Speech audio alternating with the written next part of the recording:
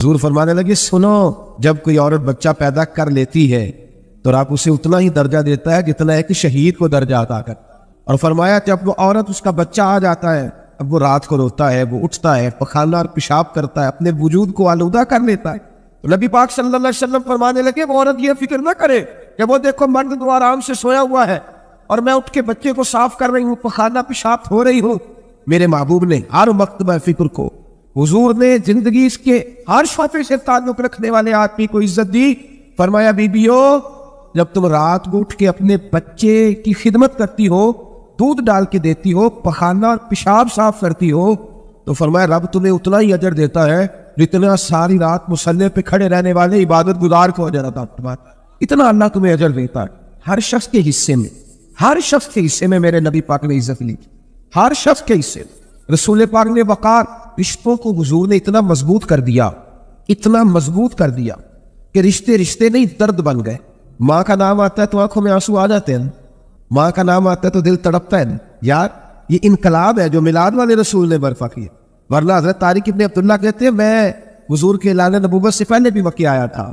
آپ فرماتے میں نے ایک بوڑھی عورت کو، ایک نوجوان کو گلے میں رسی ڈال کے گھسیٹ کے لے جاتے دیکھا، تو میں نے اس سے کہا کہ یہ کیا کر رہے ہو، کون ہے یہ بی بی، کیا مسئلہ ہے؟ تو وہ کہنے لگا جی میری اماں ہے، بوڑھی ہو گئی ہے، کسی کام کی نہیں رہی، تو بیچنے جا رہا ہوں، چلو کسی کے برتن جب مانجے گی تو میرے تو پاس کچھ نفع آئے گا نا، بیچ دے۔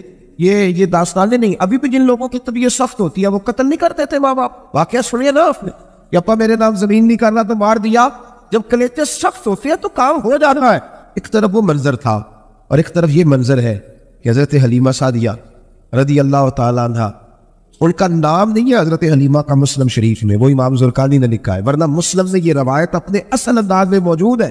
حضرت ابو ہریرہ رضی اللہ تعالیٰ عنہ فرماتے ہیں کہ جناب حلیمہ بوڑھی عورت، سعدیہ عورت، اگر آپ کبھی معاشرتی لحاظ سے حضرت حلیمہ کا انداز دیکھیں گے نا، جو ہمارا معاشرتی ماحول ہے نا، معاشرتی ماحول، تو حضرت حلیمہ سعدیہ رضی اللہ تعالیٰ عنہ کی حیثیت آج کے معاشرے میں اگر دیکھی جائے تو ایک آیا، بچوں کو پالنے والی آیا نہیں ہوتی، وہ آیا تھی۔ اسکول میں ایک آیا ہوتی ہے، جب بچہ چھوٹے ہمارے پرائیویٹ سکولز میں بچے جاتے ہیں تو عورت سنبھالتی ہے، دودھ ڈال دیتی ہے، کئی دفعہ فیڈر بھی پلا دیتی ہے، بچہ اگر پخانہ پیشاب کرتا ہے تو خدمت کرتی۔ یہ عورتیں اس زمانے میں چھوٹے بچے لے جاتی، پالا کرتی۔ تو بتانا دائی کی، آیا کی، میں مثال دے رہا ہوں، اور نرس کی کیا حیثیت ہے معاشرے میں۔ اور حضرت حلیمہ سعدیہ جب نبی پاک کو واپس لے کے آئی تھی تو چلو کچھ نہیں، لیکن نہ کچھ معاوضہ بھی انہیں حضرت عبد المطلب نے عطا کیا تھا۔ جناب آمنہ نے انہیں کچھ، ایک معنی یہ بھی ہو سکتا تھا کہ پیسے دے کے یہ کام کرایا، معنی ہو سکتا آج جو گھر میں اماں برتن دھوتی ہے اس کی کیا حیثیت ہوتی، وہ تو بیچاری جن برتنوں کو دھو کے ہمیں دیتی ہے، بعد میں انہی برتنوں میں انہیں کھانا کھانے کی اجازت نہیں دیتی۔ لیکن میرے رسول پاک نے رشتوں کو عزت دے دی، اس طرح کی عزت دی، اس طرح کی عزت دی کہ جناب حلیمہ مسجد نبی کا دروازہ گزری ہی تھی کہ حضرت ابو ہریرہ فرماتے ہیں نبی پاک منبر پر اٹھ کے کھڑے ہو، رسول پاک کھڑے ہوئے، نبی پاک۔ میں کبھی کبھی یہ روایت دیکھتا ہوں تو میرا دل کرتا ہے میں اپنے آپ سے پوچھوں، میرا دل کرتا ہے میں اپنے یاروں دوستوں خطباء سے، واعظین سے، پیروں سے، مشائخ سے پوچھوں کہ تو بھی بتا، جب تو شاگردوں کو پڑھا رہا ہوتا ہے اور تیرے ابا جی آتے ہیں تو کبھی اٹھ کے کھڑا ہوا ہے اپنے جیسے لوگوں سے، اچھے علماء کی بات نہیں کرتا، کبھی سوال کرو؟ یہ بڑا مشکل کام ہوتا ہے، بڑا مشکل۔ یہ عالم دین تقریر کر رہا، والد آ جائے، بندہ اٹھ کے کھڑا ہو، لیکن رسول پاک نے عزتیں دی، وقار دیا۔ جناب حلیمہ داخل ہوئی تو حضور منبر پہ کھڑے ہوئے اور اتنی تیزی سے حضور آگے بڑھے، اپنی چادر اتارا اور پھر میرے رسول نے زمین پہ بچھایا اور پھر حضرت حلیمہ سعدیہ بیٹھ گئی۔ اور جناب ابو ہریرہ فرماتے جتنی دیر نبی پاک ان کے سامنے بیٹھے رہے اتحیات کی حالت میں بیٹھے، حضور نے رشتوں کو وہ وقار دیا، وہ حسن دیا کہ رشتے درد بن گئے ہیں۔ اب ماں کا نام دل میں بعد میں آتا ہے، زبان میں بعد میں آتا ہے، آنسو پہلے آتے ہیں۔ اب ماں کا رشتہ ایک وقار ہے، ایک حسن۔ الحاوی للفتاوی میں امام جلال الدین سیوطی رحمۃ اللہ لکھا ہے فتح مکہ کے بعد نا کمال ہو گیا، وَرَأَيْتَ النَّاسَ يَدْخُلُونَ فِي دِينِ اللَّهِ أَفْوَاجًا، فوجوں کی فوجیں دین میں آ۔ ایک زمانہ تنہائیوں کا ہوتا ہے، ایک عروج کا ہوتا ہے، عروج کے زمانے میں بڑے تعلق، بڑے رش، بڑی باتیں۔ اب حال یہ تھا فتح مکہ کے بعد کہ پہلے تو ایک آدھ آدمی کلمہ پڑھتا تھا، فوجوں کی فوجیں آتی۔ ایک دن نہ نبی پاک نماز پڑھانے آئے مسجد، میرے نبی پاک صلی اللہ علیہ وسلم جب مسجد میں آئے تو مسجد کھچا کھچ بھری ہوئی، گلیاں بھی بھر، 10,000 کے قریب لوگ مدینے میں جمع، حضور کے پیچھے نماز پڑھنے کے۔ پڑھیے صلی اللہ علیہ وسلم۔ نبی پاک صلی اللہ علیہ وسلم تشریف لائے نا، جیسے ہی مسجد میں داخل ہوئے تو 10,000 کا مجموعہ اٹھ کے کھڑا ہو گیا۔ ہمارے لیے لوگ کھڑے ہوتے ہیں تو ہماری آنکھیں پرنم نہیں ہوتی، بلکہ ہم اپنا حق سمجھتے، ہم کہتے ہیں ان کا بنتا ہے کھڑے ہونا۔ حالانکہ بھائی دنیا سب کے لیے کھڑی نہیں ہوتی، جب کوئی کھڑا ہونا تو نظر جھک جانی چاہیے اور تیرے دل میں خیال آنا چاہیے کہ یا اللہ مجھ پہ رحم بھی رکھنا، اے اللہ میری پردہ پوشی کر، یا اللہ یہ تیری دی ہوئی عزت ہے، مہربانی کر، خفیہ تدبیر سے محفوظ فرما۔ کہ ہمیں احساس نہیں ہوتا الا ماشاءاللہ اللہ کے بابوں داخل ہوئے تو 10,000 کا مجمع کھڑا ہو، 10,000 آدمی کھڑا ہو تو ایک کیف بنتا ہے، تو میرے جیسا آدمی تو ویسکوٹ سیدھی کرنے لگ جاتا ہے نا کہ بڑی شان ہے جناب، کالر ٹھیک کر لو، دستار سیدھی کر لو، کیا بات۔ اتنے لوگ بھی کبھی کسی کے گاڑی کے پیچھے بھاگے، لیکن نبی پاک کا انداز کیا تھا؟ رسول پاک کی آنکھوں میں آنسو، 10,000 آدمی کھڑا ہوا، حضور رو پڑے اور اتنا روئے کہ جناب ابو ہریرہ رضی اللہ تعالیٰ عنہ فرماتے ہیں کہ میں نے نبی پاک کے سینے سے آواز نکلتی دیکھی۔ جب آدمی زیادہ روتا ہے تو سینے سے آواز آتی، حضور روئے کہ سینے سے آواز آئی۔ آپ فرماتے ہیں پھر حضور نے آنسو پوچھے، پھر نماز مکمل ہوئی۔ جب لوگ چلے گئے تو حضرت ابو بکر صدیق اٹھ کے قریب گئے، کہا یا رسول اللہ صلی اللہ علیہ وسلم آج کوئی وجہ نہیں تھی رونے کی، آپ آئے ہیں اور رونا شروع کر دیا۔ میرے محبوب فرمانے لگے آج جب میں نے اپنی وہ شانیں دیکھی، وہ مقام دیکھا تو مجھے اپنی اماں کی یاد آ گئی، ماں کی یاد، رشتوں کو وہ عزت دی، وہ وقار دیا، وہ حسن دیا۔ کہاں نماز کے لیے لوگوں کا کھڑا ہونا اور کہاں اماں کی بات چھیڑ دینا۔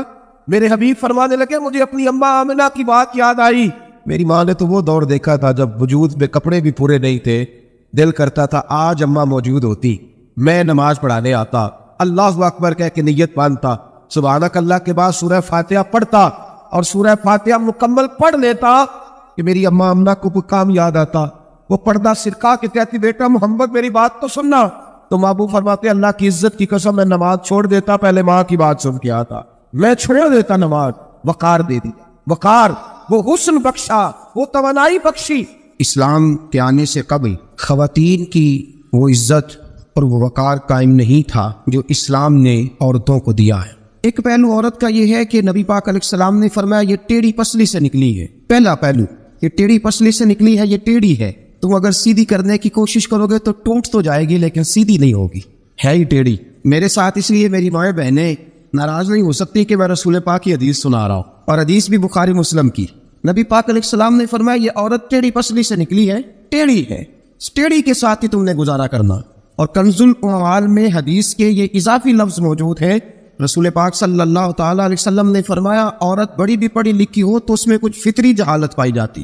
نبی پاک صلی اللہ علیہ وسلم نے فرمایا عورت جب جہالت دکھائے تو مرد کو خاموش ہو جانا چاہیے، وہ بڑی پڑھی لکھی بھی ہونا، PhD تک اس کی ڈگری ہو تو کچھ جبلی اور فطری تقاضے، فرمایا جب عورت جہالت دکھائے تو مرد کو خاموش ہو جانا چاہیے۔ ایک پہلو یہ ہے، ایک پہلو یہ ہے کہ عورت ٹیڑھی ہے، سیدھا کرنے کی تم نے کوشش کی، کرو ضرور کوشش کرو سمجھانے کی، بجھانے کی، بہلانے، لیکن یہ توقع نہ رکھو کہ یہ بالکل ٹھیک ہو جائے گی، یہ توقع نہ رکھو، کیونکہ نبی پاک علیہ السلام نے فرمایا یہ فطرتاً ہی ایسی۔ ایک پہلو تو یہ ہے، اور دوسرا پہلو یہ ہے کہ تیری بیوی وہ عورت ہے جو ماں باپ کو چھوڑ آئی ہے، تیری بیوی وہ عورت ہے جو اپنے گھر بار کو چھوڑ آئی، بہن بھائیوں کو چھوڑ آئی، رشتہ داروں کو چھوڑ آئی، تیری خاطر جہاں پلی تھی، بڑی تھی، رہی تھی، جوان ہوئی تھی، جہاں اس نے ناز دیکھے تھے، محبت دیکھی تھی، خلوص اپنے وہ سارے چھوڑ آئی ہے، اب وہ تیرے گھر میں آئی ہے، تیرے علاوہ اس کے لیے سارے غیر ہیں، تیرے علاوہ سارے غیر ہیں اس کے۔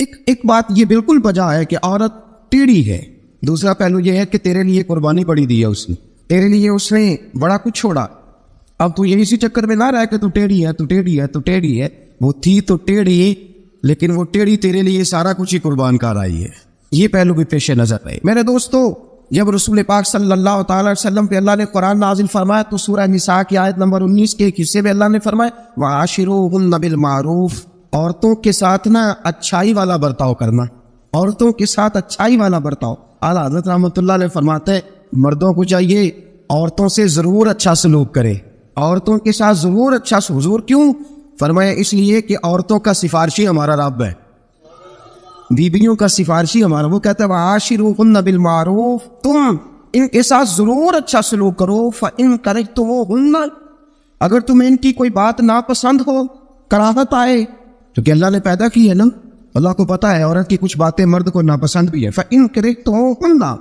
اگر تمہیں اس کی کوئی بات ناپسند آئے، فَعَسَىٰ أَن تَكْرَهُوا شَيْئًا، ہو سکتا ہے تمہیں کوئی چیز ناپسند ہو، وَيَجْعَلَ اللَّهُ فِيهِ خَيْرًا كَثِيرًا، تمہیں تو ناپسند ہو لیکن اللہ نے اسی میں تمہارے لیے بہت زیادہ خیر رکھی ہوئی ہو سکتا ہے تمہیں ناپسند ہو، تمہیں لیکن اللہ نے اس کے اندر تمہارے لیے فیہ خیرن کثیرا، قرآن یہ بھی کہہ دیتا نا فیہ خیرن، ہو سکتا ہے اللہ نے وہ جو بیوی تمہیں ناپسند ہے اس بیوی کے اندر تمہارے لیے خیر رکھی ہو، تو قرآن کے لفظ ہے نا، لفظ خیر بھی کافی تھا، لیکن رب کریم نے فرمایا فیہ خیرن کثیرا، ہو سکتا ہے تمہیں پسند نہ ہو اور اللہ نے تمہارے لیے اسی بیوی میں بہت زیادہ خیر رکھی ہوئی ہو، تمہیں ناپسند ہے، تم کہتے ہو خوبصورت نہیں ہے، اطاعت شعار نہیں ہے، بات نہیں مانتی، سمجھتی نہیں، سنبھلتی نہیں، میرے کہنے پہ نہیں چلتی، یہ میرے مزاج کی نہیں، ساری باتیں ٹھیک ہے، پر میں اگر تم صبر کرو، اگر صبر، حضرت ابو الحسن خرقانی، حضرت باجزید بستامی رحمۃ اللہ علیہ کے سجادے تھے، سلسلہ نقشبندیہ میں بہت بڑا نام ہے جناب ابو الحسن خرقانی کا رحمۃ اللہ علیہ، بہت بڑے آدمی تھے، لوگ ملنے کے لیے آتے تھے، بی بی جو تھی وہ زبان کی بڑی تیز تھی، بڑی تیز تھی، مرد کو جلال بھی آتا ہے۔ ایک دن حضرت عمر فاروق نے اپنی بیگم سے کہا، آپ نے کوئی بات کہی تو بیوی نے آگے سے ترکی بترکی جواب دیا، دو بدو بولی، فوراً کہنے لگی کہ آپ جو کہہ رہے ہیں وہ ٹھیک نہیں، جو میں کہتی ہوں وہ ٹھیک ہے۔ حضرت عمر فاروق کو بڑا غصہ آیا، پھر مسکرا پڑے۔ آپ کی بیگم کہنے لگی حضرت یہ کیا ہوا؟ فرمانے لگے ہوا یہ کہ مجھے ایک بات یاد آ گئی ہے۔ کہنے لگی بتاؤ نہ، اتنا جلال پھر مسکراہٹ۔ آپ فرمانے لگے مجھے یاد آ گیا جہالت کا زمانہ، بیوی میرے پاس اس وقت بھی ہوتی تھی لیکن ضرورت تھی اس کی بول جائے، جہالت کے دور میں بھی میرے پاس بیوی تھی، ضرورت تھی اس کی بول جائے۔ شکر ادا کرو رسول پاک کا، درود پڑھو نبی پاک کی ذات پر، انہوں نے تمہارے حقوق بتا دیے اور ہم نے خاموش رہنا شروع کر دیا ہے۔ شکریہ ادا کرو رسول پاک کی ذات کا، درود پڑھو، ورنہ تمہاری ضرورت تھی تم بول سکتی، تمہاری طاقت تھی۔ حضرت ابو الحسن خرقانی کو بڑا جلال آتا لیکن چپ رہتے۔ مرید ملنے آئے، دروازے پہ دستک دی، بی بی اندر سے بولی کون ہے دروازے پہ؟ کہا جی حضرت کے مرید ہے، بڑی دور سے ملنے آئے ہیں۔ حضرت صاحب کدھر ہیں؟ انہوں نے کہا جس طرح کہ تم ویلے اس طرح کا تمہارا پیر ویلا، فارغ، نہ اسے کوئی کام نہ تمہیں کوئی کام۔ وہ کہیں نکل گیا جنگل میں، اس کا دعویٰ ہے کہ وہ اللہ کو راضی کر رہا ہے اور تمہارا خیال ہے کہ وہ تمہیں فیض دے رہا ہے۔ مجھے نہیں پتا، دوبارہ دروازے پہ دستک دی تو بڑی بری پیش آؤں گی، دوڑ جاؤ۔ اب وہ مرید بڑی دور سے شورا سن کے آئے تھے، وہ کہنے لگے حضرت جی کا باہر تو بڑا کمال ہے لیکن گھر میں کوئی عزت نہیں، باہر تو بڑی بات ہے لیکن بی بی بڑی سخت ہے، دیکھو کیسے بول رہی ہے۔ حضرت صاحب جنگل، کسی سے پوچھا حضرت کدھر ہے؟ کہا جناب وہ جنگل میں عبادت کرنے گئے۔ وہ بندہ جنگل کی طرف گیا، رات کا وقت تھا، شام ڈھل چکی تھی، رات ہو رہی تھی۔ حضرت ابو الحسن خرقانی رحمۃ اللہ علیہ شیر پہ بیٹھے ہوئے، شیر کے اوپر سواری کر رہے ہیں اور شیر آپ کو گھر چھوڑنے آ رہا۔ وہ شخص ڈر گیا، آپ فرمانے لگے کیوں ڈرتا ہے شیر سے؟ مجھے ذرا آج ذکر میں دیر ہو گئی تھی تو یہ شیر میرے پاس کھڑا تھا، میں نے کہا یار مجھے گھر چھوڑا، اس کی مہربانی ہے۔ اور اگلا جملہ بڑا شاندار ہے، آپ فرمانے لگے جو اللہ کی اطاعت کرتا ہے ساری مخلوق اس بندے کی اطاعت کرتی ہے۔ وہ بندہ کہنے لگا حضرت صاحب فضول بات کر رہے ہیں، اگر ساری اطاعت کرتی ہے تو بیوی کیوں نہیں کرتی؟ دل میں خیال آیا نا، وسوسہ آیا کہ اگر ساری جو اللہ کی جو بندہ اطاعت کرے، اب شیر پہ بیٹھ کے نصیحت کر رہا ہے اور دل کے اندر سوچ رہا ہے کہ عجیب عالم ہے، عجیب معاملہ ہے کہ شیر بات مانتا ہے، شیر کو رام کرنا، اور شیر، وہ ایک دفعہ چڑیا گھر کا شیر کھل گیا تو اعلان ہو گیا جی سارے لوگ دوڑ جائیں، شیر کھول گیا تو دوڑ گئے تھے سارے، میں بھی تھا، دوڑ گئے۔ تھوڑی دیر کے بعد اعلان ہوا جی شیر پنجرے میں قید کر دیا گیا۔ ابھی شیر بڑی بات ہے نا، درندہ ہے، بچنا چاہیے، جان بچانا فرض ہے۔ ایک بندہ شیر پہ بیٹھا ہے اور گھر کا حال یہ ہے کہ بی بی اتنے سخت جملوں سے اس کا تعارف کراتی ہے۔ حضرت ابو الحسن خرقانی رحمۃ اللہ علیہ اس کے دل کی بات جان گئے، فرمانے لگے اللہ کے بندے میری بیوی بڑی سخت ہے، بڑی سخت ہے، تیرے دل میں یہی خیال آ رہا ہے نا کہ یہ حضرت اتنی شان ہے کہ شیر کو رام کر لیا، ایک بی بی ان سے رام نہیں ہوئی، میری بیوی بڑی تلخ ہے، بڑی سخت ہے۔ آپ نے فرمایا اللہ کے بندے کئی بار میں نے سوچا چھوڑ دوں، پھر مجھے ترس آیا کہ یہ کہیں گزارا نہیں کر سکے گی، یہ تپن ٹھیک نہیں، اس کا کہیں گزارا نہیں ہوگا، لوگ ظلم کریں گے، میری طرح کوئی بھی برداشت نہیں کرے گا۔ فرمایا میں نے اپنی بیوی کے ساتھ نرم رویہ رکھا ہے، اس نے اخلاق کرتا ہوں، اللہ اس کی برکت سے مجھ پر کروڑوں رحمتوں کا نزول فرماتا ہے۔ اور فرمایا یہ جو مخلوق میری بات مانتی ہے نا، شیر میری بات مانتا ہے، یہ بھی اس لیے مانتا ہے کہ میں اپنی بیوی کے ساتھ محبت کا انداز اختیار کرتا ہوں۔ وہ نادان ہے، بیوقوف ہے، اس کی عقل آدھی ہے، بات تو سمجھتی نہیں، اللہ نے اسے جبلن فطرتاً ایسا بنایا، میں اس نے سلوک کرتا ہوں، میں اچھا برتاؤ کرتا ہوں تو اللہ میرے اوپر رحمتوں کا نزول فرماتا ہے۔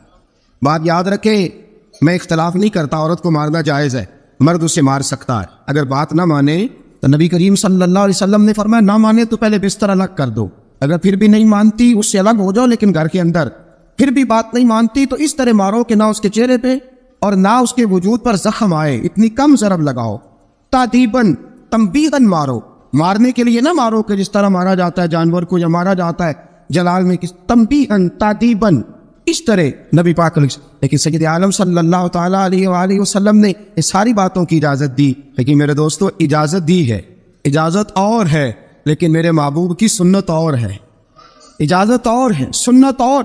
رسول پاک صلی اللہ علیہ وسلم نے تادیباً تنبیہاً مارنے کی اجازت دی، لیکن حضور کی 11 بیویاں تھی، کسی کو کبھی نہیں مارا۔ تادیباً تنبیہاً اجازت تو دے دی، لیکن سیرت کیا ہے، سنت کیا ہے؟ حضور نے کبھی مارا؟ اجازت دی ہے، یہ بالکل حدیث سے صحیح سے ثابت ہے، ہم انکار نہیں کرتے، لیکن خود نبی پاک علیہ السلام کی سنت یہ نہیں ہے۔ میرے محبوب کا عورت کا سب سے پہلا حق یہ ہے کہ اس سے درگزر کی جائے، درگزر کرو۔ اگر درگزر نہیں کرو گے تو ٹائم پاس نہیں ہوگا، وقت نہیں گزرے گا، کیونکہ ہر بیوی ہی ٹیڑھی ہے، ہر بیوی۔ میرے ابا جی مرحوم ایک جملہ کہا کرتے تھے، میری اماں جی اس کی تائید کیا کرتی تھی، مجھے بڑا یاد ہے، وہ ہم بھائیوں کو جب کبھی جھگڑا ہوتا تھا نا، میاں بیوی کا ہو بھی جاتا ہے جھگڑا، رسول پاک علیہ السلام کا بھی ہو جاتا تھا، تو یہ محبت کی لڑائی ہوتی ہے، تو ایک جملہ کہا کرتے تھے، فرمایا کرتے تھے تم اپنی بیویوں سے اس لیے اچھا سلوک کرو کہ تمہاری بہنوں کے ساتھ بھی اچھا کیا جائے گا۔ یہ اگر فطرتاً بیوی ٹیڑھی ہے تو بہن بھی تو ٹیڑھی ہے نا، فطرتاً عورت ہے نا وہ بھی ایک۔ اگر تم سمجھتے ہو کہ تمہاری بیوی کے ساتھ اچھا سلوک کیا جائے تو یہ اپنی تمہاری بہن کے ساتھ اچھا سلوک کیا جائے، تو یہ معاملہ اپنی بیوی کے ساتھ بھی روا رکھو نا۔ الجزاء الاحسان الا الاحسان، اللہ احسان کا بدلہ احسان ہی عطا فرمایا کرتا ہے۔ عزیز دوستو، ایک بات تو یہ، عورت سے درگزر کرو، جتنا ہو سکے درگزر کرو۔ حضور نے فرمایا جب جہالت دکھائے تو خاموشی اختیار کرو، اور دوسرا عورت کا حق یہ ہے اس سے بغض نہ رکھو کبھی بھی، حضور نے منع فرمایا، بخاری مسلم کی حدیث ہے، نبی پاک علیہ السلام نے فرمایا عورت سے بغض نہ رکھو، بہانے نہ ڈھونڈو عورت کو ستانے کے، بہانے نہ تلاش کرو، جہاں تنقید کا موقع ملا فوراً کر دی، جہاں موقع میسر آیا فوراً تنقید کر دی، اور جہاں اسے ڈانٹنے کا موقع ملا فوراً ڈانٹ دیا، یہ نہ کرو۔ رسول پاک نے فرمایا اپنی بیوی سے بغض نہ رکھو، اور اگلے جملے بڑے شاندار ہیں حدیث کے، حضور نے فرمایا اگر اس کے اندر خامیاں پائی جاتی ہیں تو خوبیاں بھی تو پائی جاتی ہوں گی نا۔ اگر کوئی خامی ہے اس کی وجہ سے تمہیں اچھی نہیں لگتی تو ذرا باقی کی اس کی زندگی اور باقی اس کا طرز حیات دیکھو نا، تمہیں خوبیاں بھی میسر آ جائیں گی۔ سنو میرے دوستو، یہ ہے فرمان مصطفیٰ، اب ذرا سیرت مصطفیٰ دیکھو، یہ فرمان حضور کا، فرمایا بغض نہ رکھو، عورت کی خوبیاں دیکھو۔ تمہارا پتہ کیا حال ہے؟ اللہ، کھانا دیر سے کیوں پکا ہے، دیر سے کیوں پکا ہے کھانا؟ اچھا جناب، جب آپ رات کو باہر سے کھا کے آ جاتے ہیں دوستوں کے ساتھ 2000 کی کڑھائی، اس وقت گھر آ کے احتجاج کیوں نہیں کرتے؟ اس وقت احتجاج کیوں نہیں ہوتا؟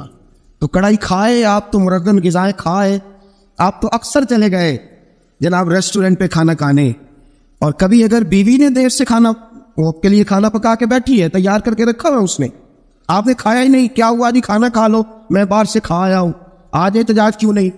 اور اگر کبھی کسی وجہ سے بیوی دیر سے کھانا پکائے تو ایسی بھی خبریں ملنے کو آتی ہیں کہ ہنڈیا اٹھائی اور اس کو گلی میں پھینک دیا یا سین میں پھینک دیا، اتنی دیر سے روٹی کو پکی، جلال آ گیا۔ یہ کہاں کی شرافت ہے بھائی؟ جب تو نے پکا پکایا نہیں کھایا تھا تب بھی تو ہی تھا، اور آج تجھے، اور پھر اس سے آگے گزرتے ہیں ہم، ذرا نمک تیز کیوں ہے ہنڈیا میں، اور میرے پاس ایسے مسائل طلاق کے آتے ہیں کہ جناب بیوی نے ہانڈی ٹھیک نہیں پکائی تھی، خامد کو جلال آیا، اس نے کہا طلاق طلاق طلاق، لا حول ولا قوت، یہ کہاں کا انصاف ہے؟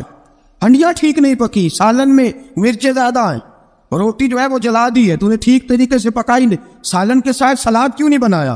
بھائی ذرا تھوڑا سا خیال کر، اگر اللہ نے تجھے مرد بنایا ہے، وہ تجھے عورت بنا دیتا تو احتجاج کر سکتا تھا؟ اس نے تجھے اگر اشرف المخلوقات بنا دیا ہے تو اتنا تکبر، اتنا غرور؟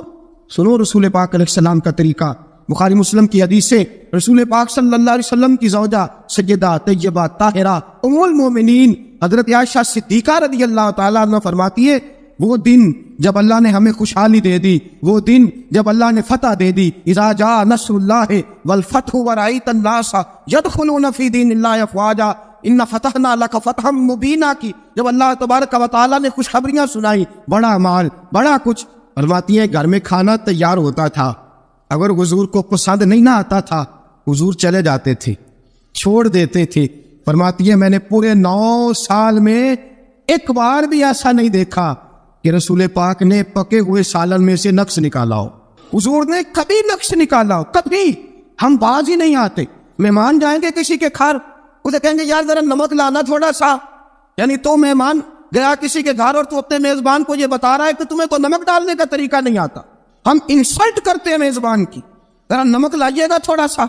اچھا جی, آپ کا حال یہ ہے کہ آپ ان کو بتلانا چاہ رہے ہیں کہ تمہیں تو ہنڈیاں نہیں پکانی آتی, تمہیں تو نمک پورا کرنے کا سلیقہ اور ٹھب نہیں آتا. یہ ہمارا اور رسول پاک کا انداز یہ ہے, اپنے گھر گئے ہیں اور حضور کی بیویاں صرف بیویاں نہیں بلکہ نبی پاک کی امتی بھی ہیں, صرف بیویاں نہیں خادمائیں بھی ہیں, ان کے لیے بحیثیت امتی حکم ماننا بھی ضروری.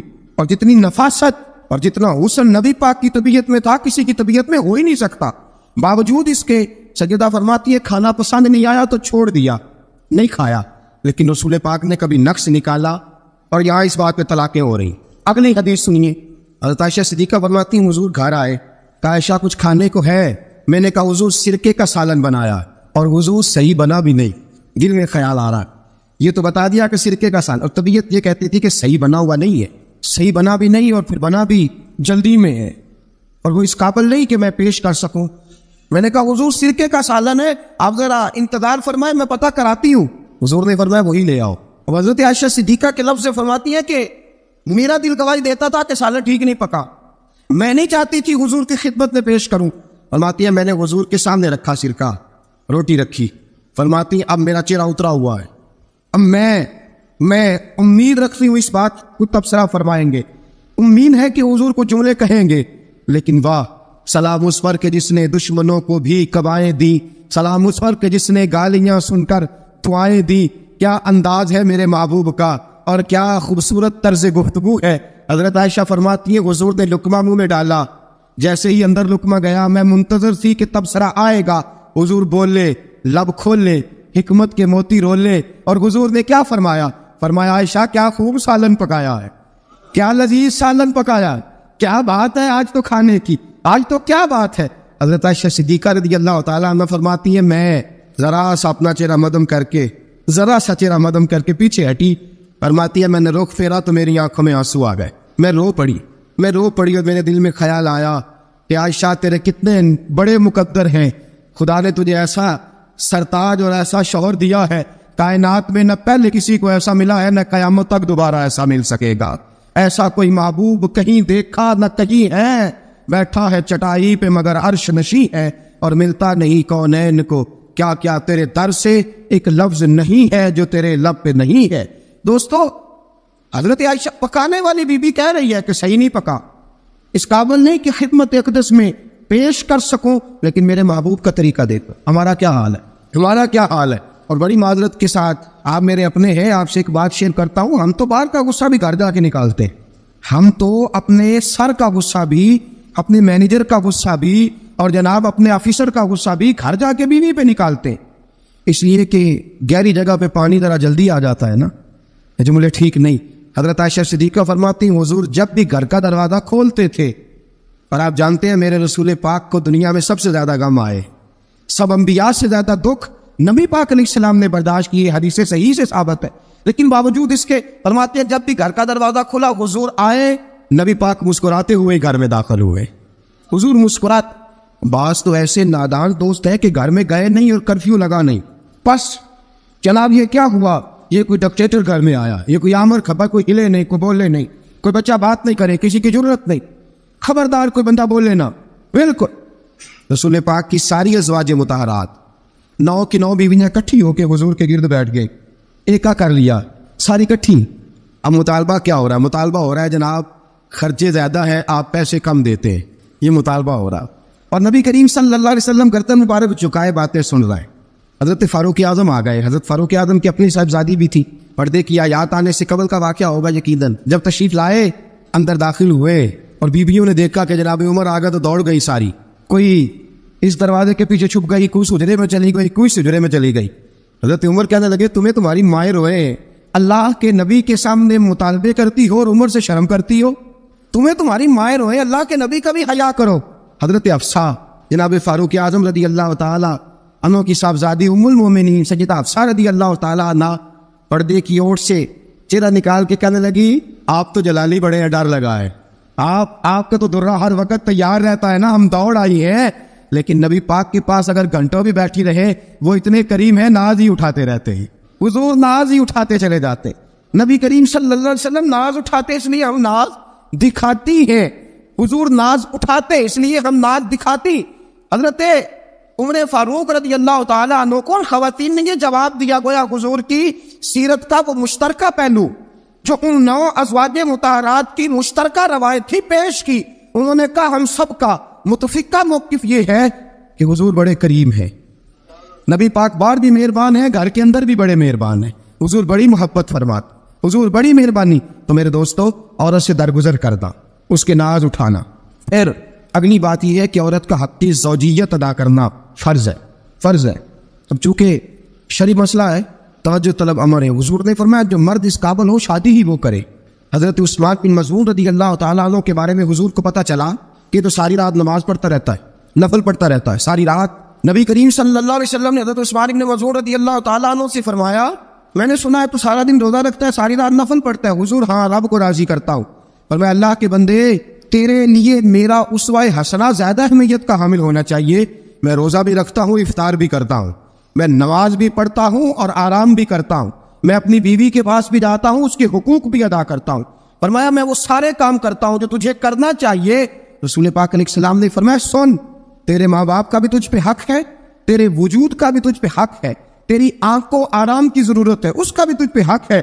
اور حضور نے فرمایا ساری رات نماز نہ پڑھا کر، تیری بیوی کا بھی تجھ پہ حق ہے، وہ تجھے ادا کرنا ہے۔ اللہ کی بارگاہ میں وہ جا کے سوال کرے گی، وہ تیرا گریبان پکڑے گی، تجھے ان چیزوں کا خیال رکھنا۔ حضرت عمر فاروق رضی اللہ تعالیٰ عنہ نے فرمایا تھا کوئی فوجی 4 مہینے سے زیادہ اپنے گھر سے غیر حاضر نہ رہے، بیوی کا حق ہے اس کے پاس آئے، اس کو وقت دے، اس کو وقت دے۔ جو لوگ ملک سے باہر رہتے ہیں نا، چلو بامر مجبوری ہے، مجبوری کے معاملات ہیں، ان کو اپنی بیویوں کو زیادہ شکر گزار ہونا چاہیے، زیادہ شکر گزار ہونا چاہیے۔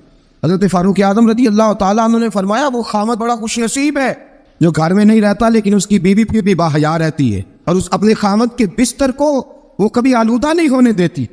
چاہیے نا خامد کو کہ وہ اس نے سلوک کا مظاہرہ میں نے بات شروع میں کی، جس کی قربانیاں زیادہ اس کے ساتھ اظہار محبت بھی زیادہ ہونا چاہیے۔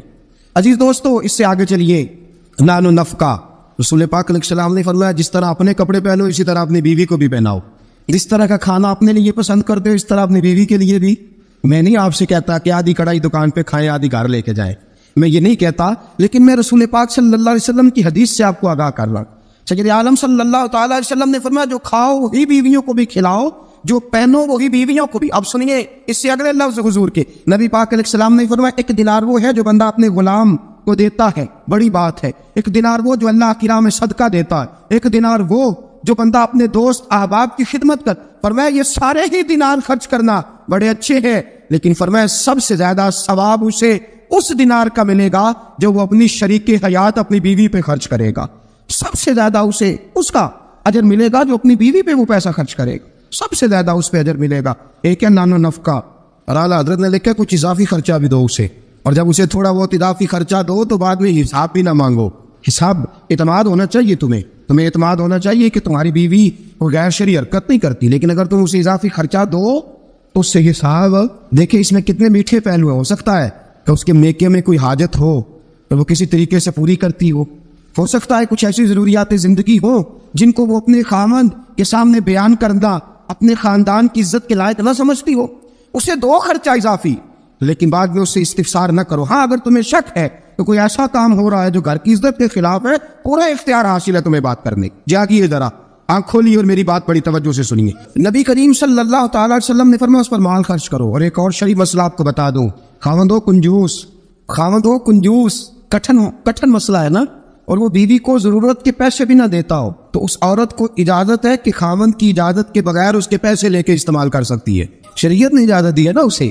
حضرت ہندا بن ابی سفیان، جناب ابو سفیان کی زوجہ، رسول پاک کی خدمت میں عرض کرنے لگی حضور خاوند میرا بڑا کنجوس ہے بھی مالدار، حضور ضرورت کے پیسے بھی نہیں دیتا، نان و نفقہ بھی پورا نہیں کرتا، کپڑی روٹی کے پیسے بھی پورے نہیں کرتا، حضور مجھے پتا ہے پیسے کہاں رکھتا ہے، اپنی مرضی سے لے لو۔ حضور نے فرمایا ضرورت کے مطابق لینا، یہ نبی پاک کی حدیث سے ثابت۔ فرمایا ضرورت کے پیسے لے سکتی ہے تو، اضافی خرچہ نہیں، اضافی خرچہ وہ اپنی مرضی سے۔ اب جی حق ہے نا عورت کا، بات سخت ہے تھوڑے سی خاوندوں کے لیے، لیکن چونکہ حق ہے، عورت کا حق ہے اور اللہ رسول نے اسے دیا ہے، تو بہرحال سمجھنا چاہیے نان و نفقہ اگر کوئی خاوند صحیح ادا نہیں کرے گا تو بیوی کو حق حاصل ہے کہ وہ بغیر اس کی اجازت کے اپنے کھانے کے لیے، اپنے کپڑوں کے لیے، ضروریات زندگی کے لیے وہ بغیر اس کی اجازت کے اس کے پیسے استعمال کر سکتی ہے۔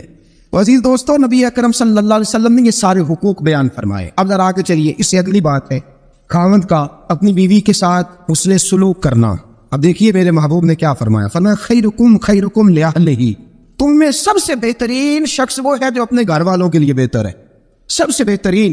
اور حضور نے فرمایا انا خیرکم لأہلہ، فرمایا میرے گھر والوں سے پوچھ لو جا کے، میں سب سے زیادہ اپنے گھر والوں کے لیے بہتر۔ تم میں سب سے بہتر وہ ہے جو اپنی بیوی بچوں کے لیے بہتر ہے، گھر والوں کے لیے، اس کا سلوک اپنی بیوی بچوں کے لیے اچھا ہے۔ میں نے وہ ساری باتیں شروع میں عرض کر دی، تادیباً عورت کو ہلکی پھلکی سزا دینے کی اجازت دی، لیکن ساتھ ساتھ جو حقوق متعین فرمائے، حسن اخلاق کا جو مظاہرہ فرمایا، میٹھی بات کرنے کا حکم دیا، عورت کے ساتھ نرم لب و لہجہ اختیار کرنے کا حکم ارشاد فرمایا، فرمایا وہ سارا کچھ چھوڑ چھاڑ کے آئی۔ اور پھر دوسرا نقص یہ ہے، اس کی ایک فطری کمزوری ہے کہ وہ ناقص العقل ہے، وہ ٹیڑھا پن رکھتی ہے، اس کی طبیعت میں شامل ہے۔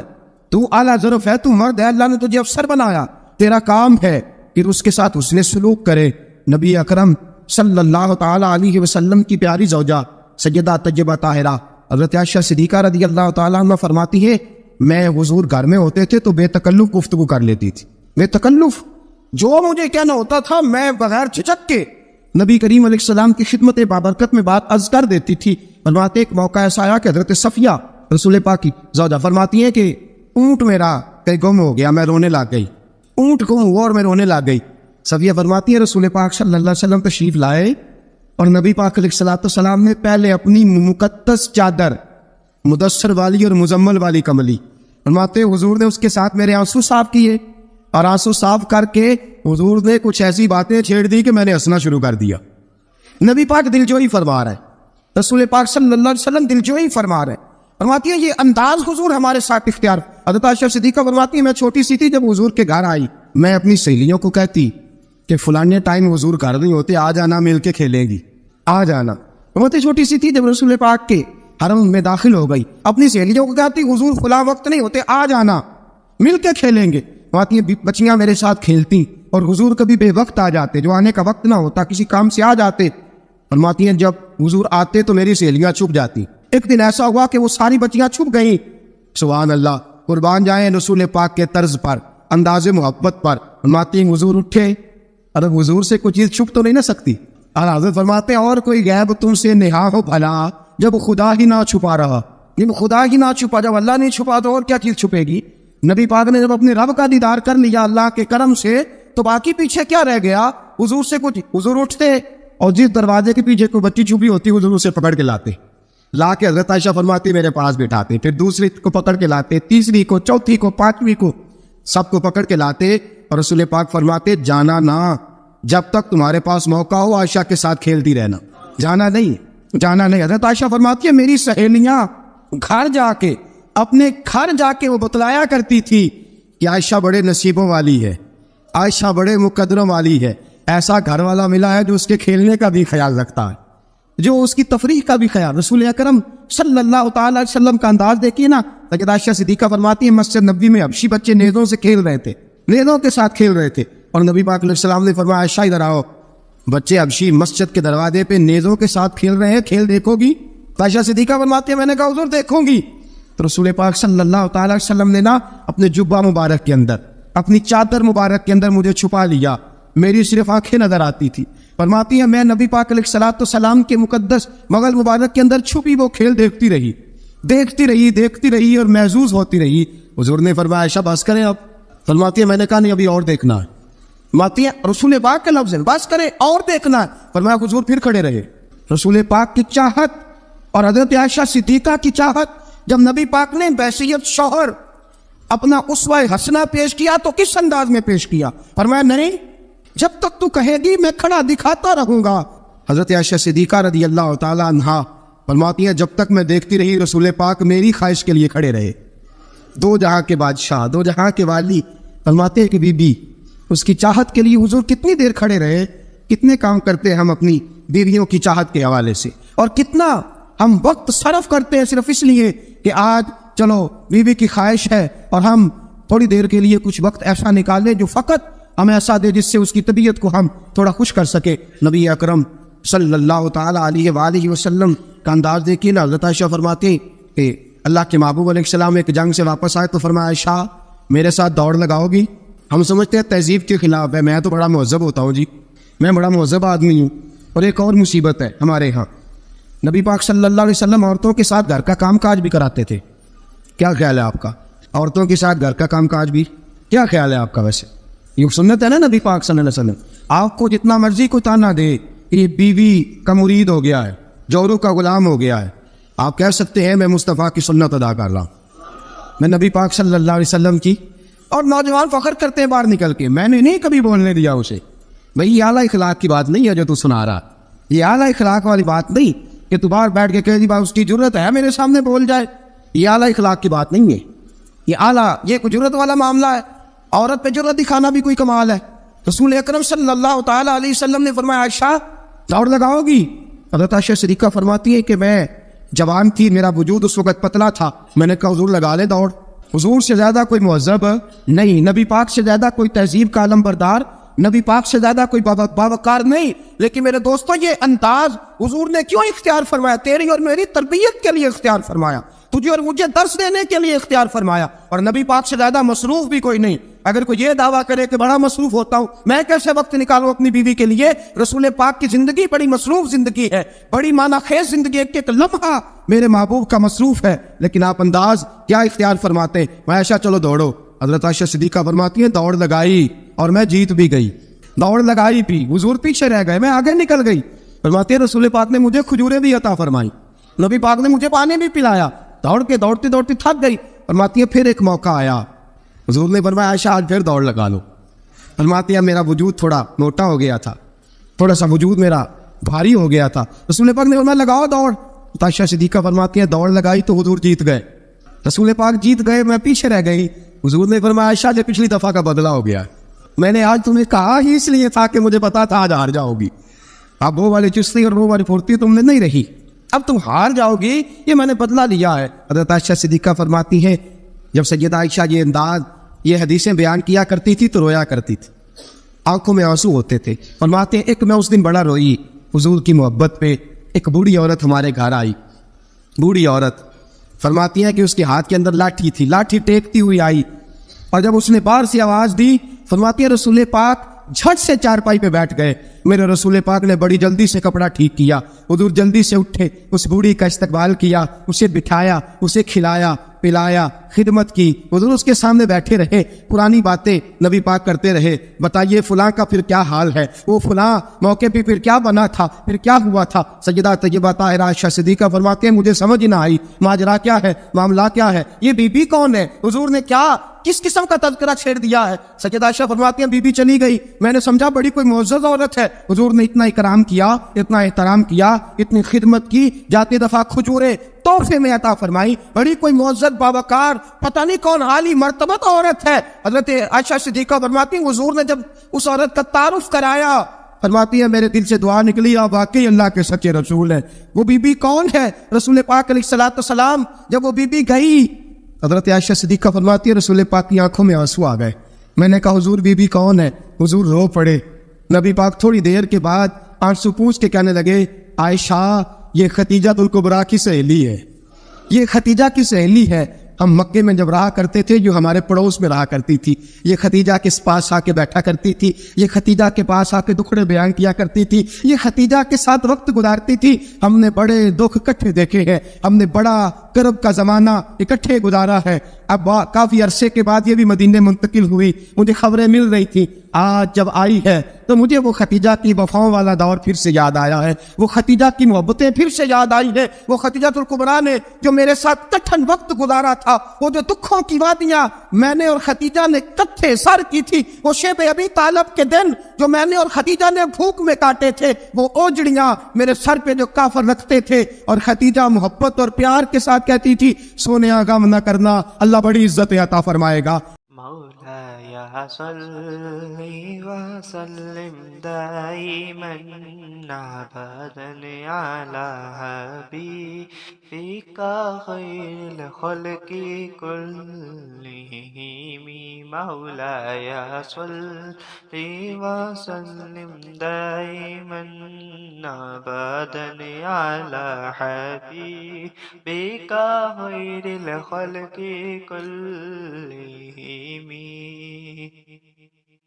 محمد سید الکونین وثقلین محمد سید الکونین وثقلین والفریقین من عرب ومن عجم مولاي صل وسلم دائما أبدا على حبيبك خير الخلق كلهم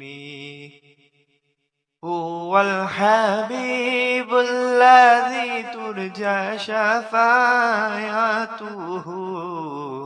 هو الحبيب الذي ترجى شفاعته لكل هول من الأهوال مقتحم مولاي صل وسلم دائما أبدا على حبيبك خير الخلق كلهم فاق النبيين في خلق وفي خلق فاق النبيين في خلق وفي خلق ولم يدانوه في علم ولا كرم مولاي صل وسلم دائما أبدا على حبيبك خير الخلق